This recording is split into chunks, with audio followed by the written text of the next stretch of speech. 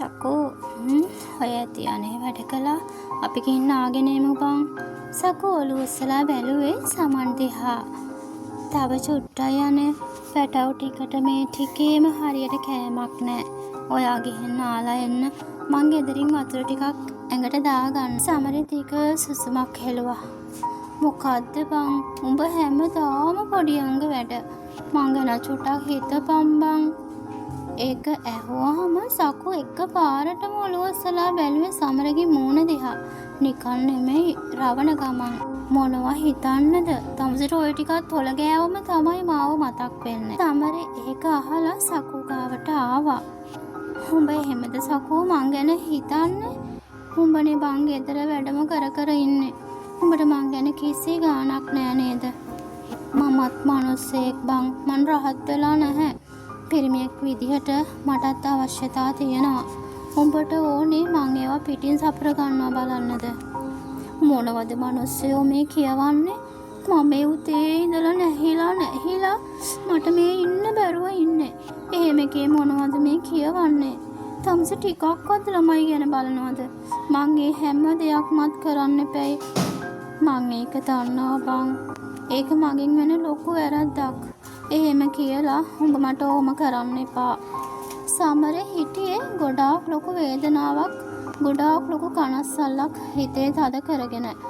හැබැයි ඒක තේරුම් ගන්න තරම් අකු හොඳ මානසිකත්වයක හිටියේ නැහැ. ගෙදර වැඩයි, ළමයිගේ වැඩයි, සල්ලි හොයන එකයි මේ හැම දෙයක්ම හැම බරක්ම සකෝගේ කර පිට පැටවිලායි තිබුණේ. හැබැයි සමරට ඒවා ගැන වැඩි තැකීමක් තිබුණේ නැහැ. සමරට කියලාම සකෝට ඇති වෙලායි තිබුණේ. ඒ නිසා තමයි මේ හැම බරක්ම දරුව වෙනුවෙන් උහුලගෙන සකෝ මේ විදිහට ජීවිතය ඇතගෙන ගියේ. උඹ එහෙනම් එන්නේ නෑනේ. මං යනවා. මං ගිහිල්ලා වතුර දෙකක් ඇඟට දාගෙන එන්නම්. සකෝ සමරේ කියපු දේ ඇහුන්නේ නෑ වගේ දර ටික ලිපට ඇතුළු කළා. සමරේ එතනින් ගියේ පුංචි තරහකුත් සකෝ ගැන හිතේ තියාගෙනමයි. සමරේ අඩියට දෙකට ගියේ වැව පැත්තට. සමරේ හිටියේ හොඳටම වල්මත් වෙලා. ඒත් සකෝගෙන් ඒකට ඉඩක් නොලැබෙන බව සමරේ දැනගෙන හිටියා. සකෝගේ මේ හැසිරීම නිසාමයි සමරේ වැටිපොරම බොන්න පටන් ගත්තෙත්. සරමයි තුවායයි කරේ දාගෙන උදැනිලාගේ කේකාවෙන් යනකොටම සමරේ දැක්කා උදැනිලාගේ පාර පැත්තට වෙන ජනේලය ඇරලා තියෙනවා. සමරේට එක පාරටම හිත ගියේ මීට දවස් 10කට කලින් එක දවසක් රෑ වුණ සිද්ධියකට. සමරේ එදත් මේ වගේම රෑ 4 විතර නාන්න ගියේ මෙතනින්. උදේනි ඒ වෙලාවේ ටෝච් එකකුත් අතේ තියාගෙන හිටියේ එළියේ. උදේනි මොකෝ මේ එළියේ? නෑ සමරේ මට සද්දයක් ඇහුණා. අලියවත් ඇවිල්ලාද කියලායි මම මේ බැලුවේ. අලි කොහෙද බම් මේ වෙලාවට? ඔන්නෝයි ගෙට ගිහිල්ලා දොර වහගනි. අනේ නෑ රෑට ඉතින් අපි දන්නා විතරනේ. ළමටත් ඉතින් ඇස් පේන එකක් හරියට කන් ඇහෙන්නෙත් නෑ. මං ඒකයි මේ ටිකක් වටපිටාව විපරම් කරලා බැලුවේ. ඒ වෙලාවේ උදේනි හිටියේ දොහල් නයිටියකුත් ඇඳගෙන. ඒ නයිටිය ඇතුලෙන් උදේනිගේ මුළු ඇඟම විනිවිද පේන්න ගත්තා. සමරට නිකමට හිතුණා මේකි මේ අලි කියලා එළියට ආවේ මේක පෙන්වන්නද කියලාත්. සමරගේ මුළු කතයි හිතයි දෙකම හිරි වැටිලා ගියා. ඒත් ගොඩාක් ඉවසගෙන හිටියා. ඒ දේවල් පිටට පෙන්නුවේ නැහැ. කවදාවත් සමරේ සකෝ මේ විදිහට දැකලා තිබුණේ නෑ. මෙන්න මේ පැත්තෙන් අනේ ගියේ සමරේ. පුළුවන් නම් චුට්ටක් කුස්සිය පැත්ත ඇවිල්ලා බලනවද? සමරේ උදේනි ගාවෙන් කුස්සිය පැත්තට යන්න හදනකොට උදේනි ගාවෙන් ආපු සමන් පිච්ච මල් සුවඳ සමරේව පිස්සු වැටුවා. යන්කෝ එහෙනම් බලන්න. සමරි උදේනිගේ අතේ තිබ්බ ටෝච් එක ගන්න හදනකොටම ටෝච් එක උදේනිගේ ඇඟ දිහාවට වැදුනා. ඒ සිදුවීමත් එක්ක සමරට තවත් ඉවස ගන්න බැරි වුණා. උදේනිගේ කසාද මිනිස්සයා ඉන්නේ රට. එන්නේ යන්නේ අවුරුදු 3කට විතර සැරයක්. උදේනි ගෙදර මාස 6 උදේනිලය ගෙදර මාස 6න් 6ට එක පිරිමි යනවා එනවා. ඒත් සමරට කවදාවත් උදේනි දිහා වරදවා ඒත් සමරේ කවදාවත් උදේනි දිහා වරදවා බැලුවේවත් වරදවා හිතුවේවත් නැහැ. ඒත් මෙච්චර කාලයකට නොදැනුණු මොකද හැඟීමකින් සමරගේ මුළු හිතයි ගතයි දෙකම පිරීලා ඉතිරිලා ගියා. උදේනි මේ පැත්තේ නම් සද්දයක් නැහැ. ඔයා ගෙට ගිහිල්ලා දොර වහගන්න. කෝ අම්මා එයා නිදි. එහෙනම් මං යනවා. උදේනිගේ මූණ එහෙම් පිටින්ම වෙනස් වුණා. අනේ ගොඩාක් පින් සමරේ. ඇවිල්ලා බැලුවට අයියෝ ඕක මොකක්ද? යන ගමන් මේ පැත්තෙන් යන්න එන්න. අපේ ගෙදරට නුවර නැන්ද ආපු වෙලාවේ රස කෝපි වගේක් ගෙනාවා. මං ඒකෙන් එකක් හදලා දෙන්නම්.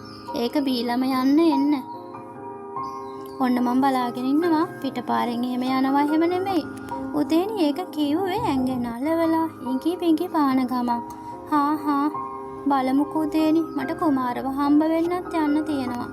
සමරි උදේනි ගාවින් ආවේ හිතේ ඇවිලෙන ලොකු රාග ගින්දරකුත් හිතේ තියාගෙනමයි. ඒ වගේම සකෝ ගැන ලොකු කලකිරීමකුත් හිතට දැනුණා. ඒ වගේ හැඟීමක් සකුත් එක්ක මිසක් වෙන කාත් එක්කවත් බෙදාගන්න සමරි කවදාවත් හීනකින්වත් හිතලා තිබුණේ නැහැ. පැවට හඳ පායලා වතුර කැටේට දිලිසි තිබුණේ.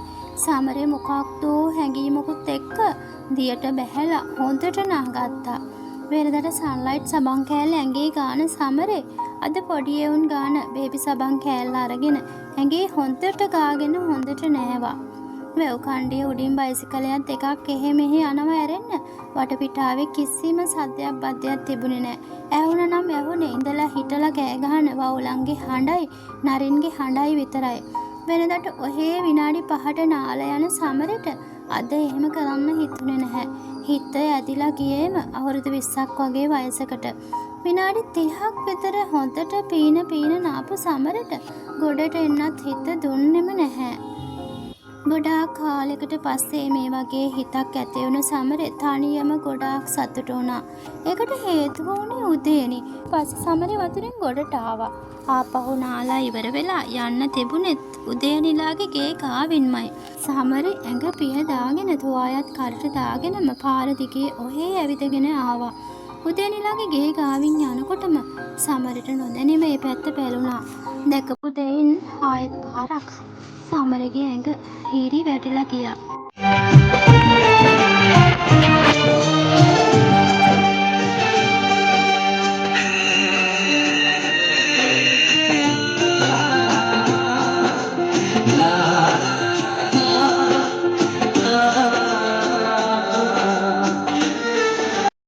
උදේනි හිටියල් දුවල් ණයටියක් පිටින් ජනේලෙන් පාර දිහා බලාගෙනමයි. උදේනි දැකපු සමරට ආයෙත් පාරක් එක අඩියක්වත් ඉස්සරහට යන්න තරම් ශක්තියක් තිබුණේ නැහැ. ඔන්න ඔය විදිහට රණ්ඩාඩිය මගේ කතාවේ පළවෙනි කොටස අවසානයටපත් වෙනවා. ඉතින් ඊළඟ කොටස් ටිකත් අහන්න කැමති නම් ඔයාලා තාමත් මගේ channel එක subscribe කරලා නැත්නම් subscribe කරලා තියාගන්න. ඒ වගේම ඔයාලගේ like එක comment එක දාන්න අමතක කරන්න එපා. ගිහින් නම් ජය වේවා.